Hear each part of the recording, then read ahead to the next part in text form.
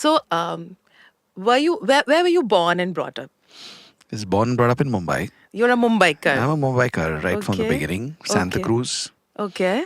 And went to school at St. Xavier's Villapale. Okay. College at St. Xavier's Babitalau. Okay. So I'm a Xavierite also. Yes. Through and through. Yeah. So, did you always want to be a musician, a music in the field of music, or was it something after a lot of thought? How did you decide? Most things in my life have happened randomly. And the universe has a huge role to play in everything, I guess. And my mom always wanted to be a violinist, Okay. but she could never have any formal training. So she got me started on the violin, Do you still play? off and on. Oh. But I don't play professionally anymore. Okay. And I started learning the violin, and then one day I got the opportunity to go and watch a concert because I had entered in for a competition at Dadar Music Ensemble, and I qualified to win a prize for their Okay. annual competition. I was all of 10 at that time, Okay. 10 years old. Yeah. And I was so excited, and I went and I saw this big orchestra playing there, and there was this guy waving the stick who was conducting them, and said, "Wow." So that's a place I want to be in. Okay. So after the concert, my father, who was extremely daring, took me backstage and made me meet that person. Wow. And that person was Pavis Doctor, who went on to be my guru, my teacher. And he took me up, and I was blessed to learn under him.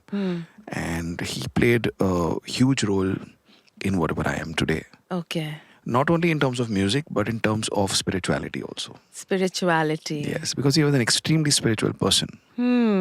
Okay. So, but your mother's dream, your father's support, Yes.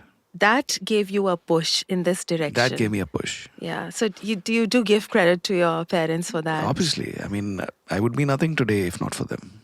So it's so important to have supportive parents, Ashish. Absolutely. And Yeah. the thing is that they supported me at that time. And but when it came later to taking up music as a career, my mom supported me. My dad didn't really go well with that idea. Okay. So I had to fight him to become a musician. But you fought. I did. That's the good part. Yes, I did. That you fought, even with your. I think it's the most difficult thing to do, to fight the people you love the most, Yeah. and to stand up for your wishes and dreams.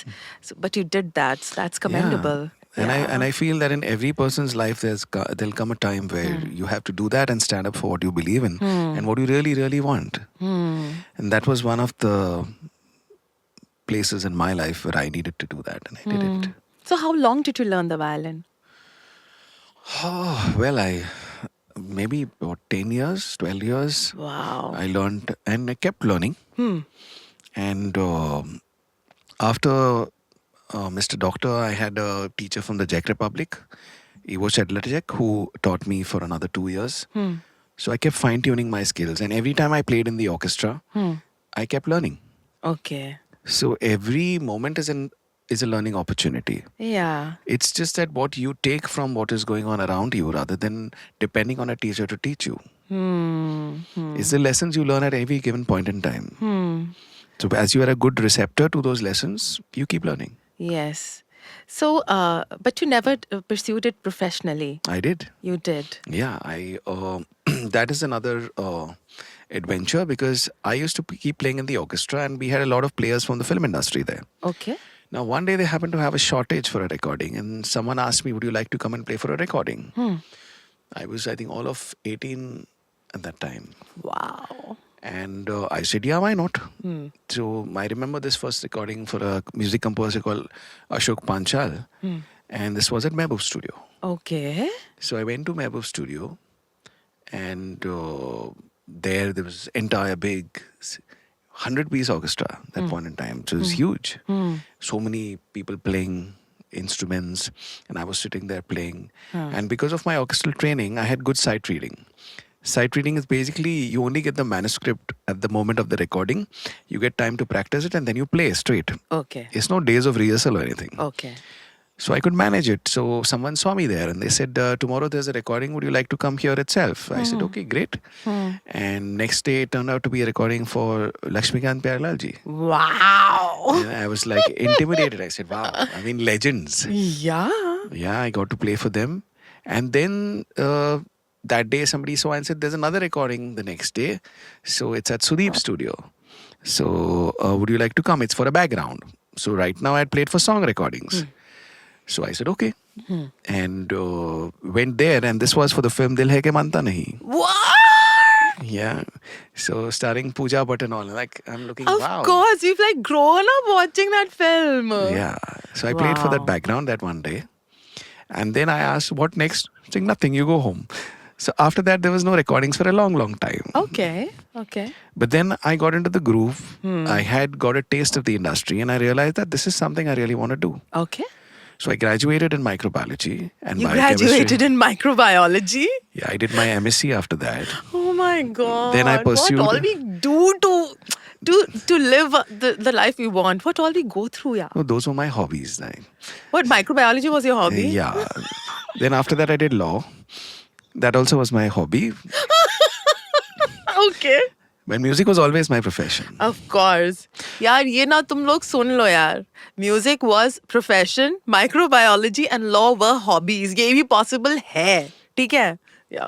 Then at the age of 19, I became the youngest general secretary of the Cine Musicians Association. At the youngest general secretary. At the age of 19. Yes. 19 में मैं क्या कर रही थी? So at the age of 19, I was sitting there and all these big musicians in front of me.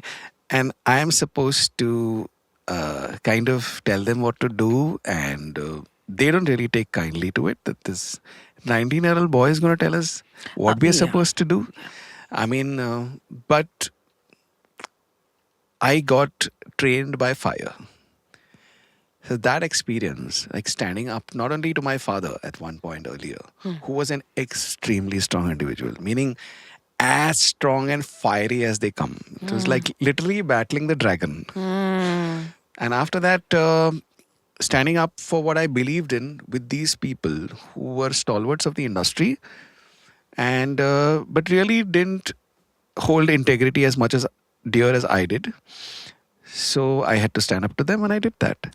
So these incidents and training experiences, I would say, kind of molded me into the character that I am today. Yeah, you were just 19 when you had to do this. Yep. Wow. So I guess the earlier you learn in life, the further you can go. The earlier you learn in life, the further you can go. So don't be afraid. Don't be afraid. Okay. So you were 19 and you became the general secretary here. Yeah. How was your experience over there? Well, I did my best to streamline whatever was happening. And I saw there was a lot of things that shouldn't be happening the way it was. Okay. And I did my best for the next 4 years or 5 years. 5 years I was general secretary there. And because I saw what was coming and I saw that if people didn't change, then things were going to take a turn for the worse. And it did. At that point in time, it was a period in the music industry where keyboards had come in a big way and musicians were getting out of work. So I attempted to bring in certain changes in work patterns, stuff like that. But the problem with people is themselves. Most people don't see what is good for them. Most people don't have the vision. They don't realize their actions today are responsible for what happens tomorrow. Yep. And that's what happened there. They just didn't see it. They didn't see what was coming. And most of them are out of work today. But for me, I adapted from there, became a music composer, and then down the line became the General Secretary of the Music Composers Association. Again, there was another adversity happening there at that time because of the copyright battle which was being fought. Yeah, because composers weren't getting royalties. Yes, I had read about it in the newspapers and there were debates on TV. Yes, absolutely. So, Yeah. I think Mr. Javed Akhtar was yeah, spearheading he was it. spearheading it Yeah. at that point in time. And because of his efforts and the efforts of a lot of seniors and our team that we had at MCI, we were able to achieve what we did. And the Copyright Act was amended. And royalties, we started receiving royalties after that. Wow. But that was again a huge battle. So Yeah. I've been like in the midst of various battles in life and have only grown from it. So, are you the sort of person who invites battles? I think maybe battles invite me. Could be both ways. But the Okay. fact is, I don't invite battles, but it's just that I have a very strong sense of justice as one of my values. And I really can't stand injustice. You can't stand injustice. Yes. Yes. So at some point in time, I have had to battle my collaborators also, fight the battles within the organizations and without. And it's the battles within the organizations that really kill you. Because these are the people you fought with to fight them again. At one point in time, I took a stand against Mr. Javed Akhtar also. Oh. Okay. So you got to do what you got to do. Yes, absolutely.